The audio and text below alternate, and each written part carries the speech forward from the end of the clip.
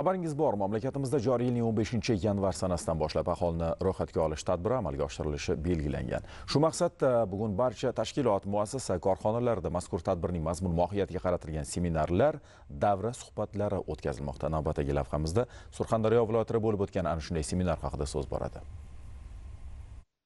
Hozirda respublikamizda aholini ro'yxatdan o'tkazish bo'yicha tayyorgarlik ishlari olib borilmoqda. Surxondaryo viloyati sport boshqarmasida tashkil etilgan seminarda ham aholini ro'yxatga olish to'g'risidagi prezident farmon va qarorlari ijrosi borasida viloyatimizda ko'rilayotgan tayyorgarlik jarayonlari haqida ma'lumot berildi. Bugungi kunda Surxondaryo viloyati sport boshqarmasi tizimida 2000 ga yaqin xodimlar faoliyat yuritib keladi.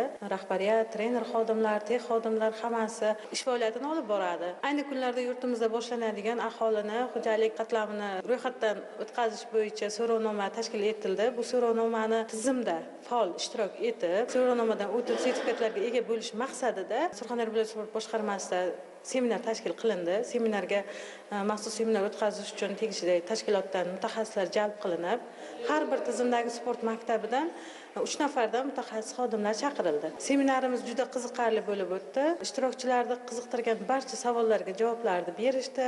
Shuningdek, tadbirda aholi sonini ro'yxatga olish, mamlakatda yashovchi barchaga tegishli bo'lgan demografik, iqtisodiy va ijtimoiy ma'lumotlarni yig'ish, umumlashtirish, baholash, tahlil va e'lon qilishning yagona yo'li ekanligi ta'kidlandi. Hududlarni ijtimoiy-iqtisodiy rivojlantirish, aholi bandligi, ayollar va bolalar salomatligini yaxshilash va oilalarga yordam ko'rsatish bo'yicha dasturlarni manzilli ishlab chiqishda ushbu tadbirning o'rni muhim hisoblanadi. Eslatib o'tamiz, yaqin kunlarda o'tkazilishi kutilayotgan iqtisodiy, ijtimoiy, siyosiy tadbirga tayyorgarlik ishlari viloyatimiz bo'ylab davom etmoqda.